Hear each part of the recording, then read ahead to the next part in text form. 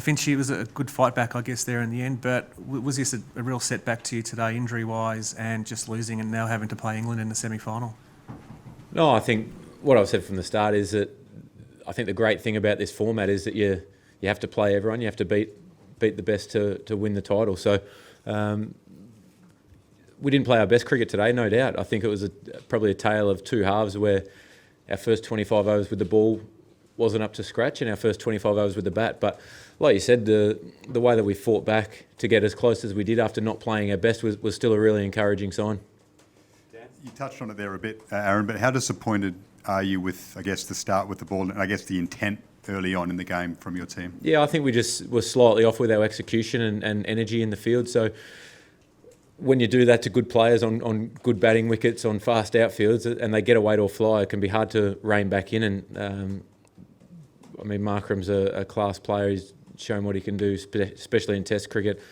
De Kock, he's as damaged as anyone when he gets going. So just a bit of execution slightly off there, and a bit with the bat as well. A couple of lazy dismissals, myself, Steve, Marcus, and unfortunate for Uzi to twinge his hammy.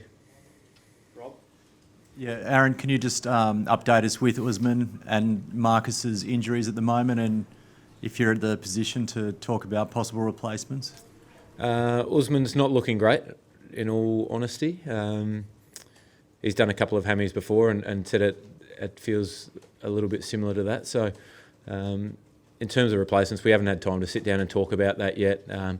Marcus is just a bit sore on his side and we'll have to wait for scans tomorrow to know the finer details of it. Obviously, it's tough to talk about replacements and things like that when you haven't got the full story and the full scan. So we'll get that tomorrow, and you guys will know as soon as we do, I guess.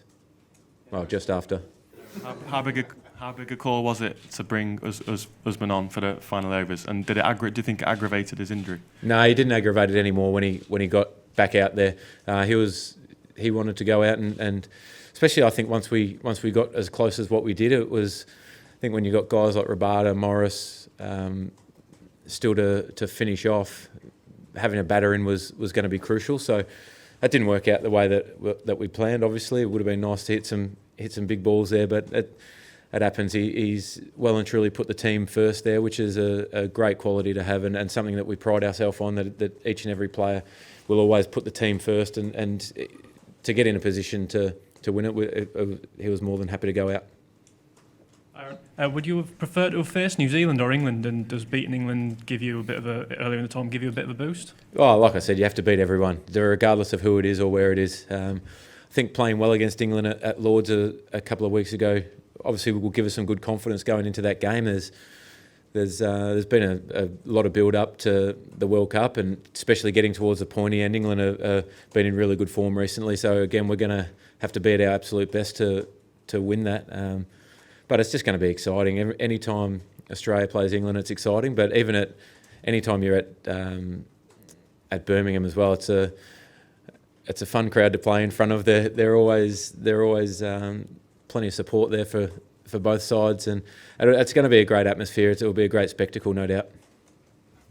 Aaron, with the weather around England changing and the pitch is sort of getting flatter, does it open the door for Nathan Coulter-Nile to come back? He also adds that girth to your batting load in the order.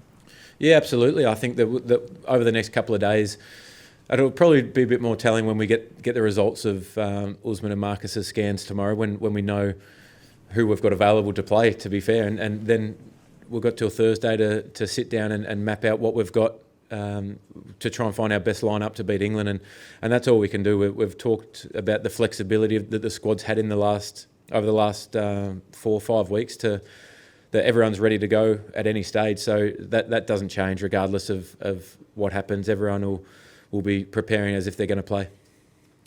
Aaron, with 2 middle order spots potentially opening up and Alex Carey playing another really good innings today, is there a chance that you might look at him further up the order? Yeah, absolutely. That's something that was discussed leading into this game. It'll be discussed leading into the next game as well, no doubt. He's played a couple of really crucial innings for us in some difficult circumstances and difficult conditions. That second game at Lords on a used wicket against New Zealand was got a brilliant runner ball 71, and today he played an outstanding knock and just couldn't get us quite over the line. But that partnership with Davey was outstanding. And like I just said, we look at everything to come up with the best structure and the best 11 to win against England on Thursday. Aaron, does David look like someone who's just warming to the task more and more each match? And how much confidence does that give you, given the way this tournament's going? The semi-final against England could well be a very high-scoring affair.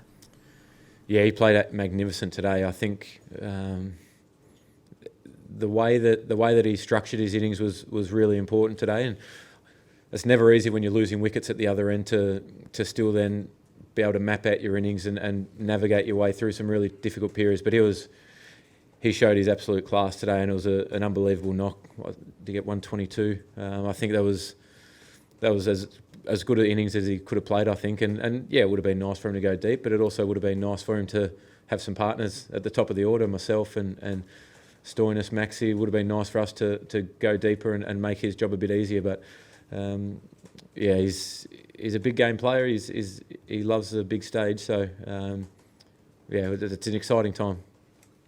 I understand you can make squad replacements, but Pete Handscomb's already on the bench now. Against England, is he the front runner if Usman's place in the 11 is up for grabs? Is that fair? Oh, well, again, like I said, we'll map out every scenario, but coming up over the next few days, we'll know more about who's available in the next couple of days and what replacements look like and stuff like that. So, but Pete, like I said the other day, every time he's had an opportunity to play for Australia, he's done really well and played some really crucial innings for us in India and then in the UAE. So he's absolutely ready to go if needed.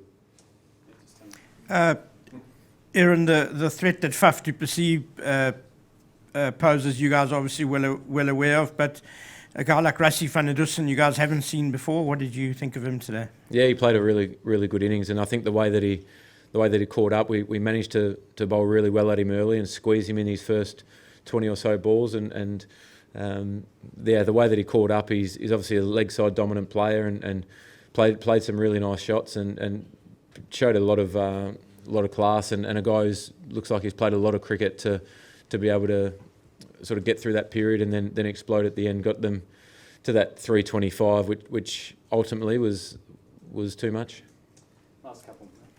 Aaron, was there any issue at all with Mitch Stark? It seemed like he might have had an issue with his knee or something. No, like he that. just landed funny, that ball, and his ankles are a bit when you get some footholds and some edges on footholds, if he changes his position on the crease at times, he just lands in it and it just jars it. No issue there.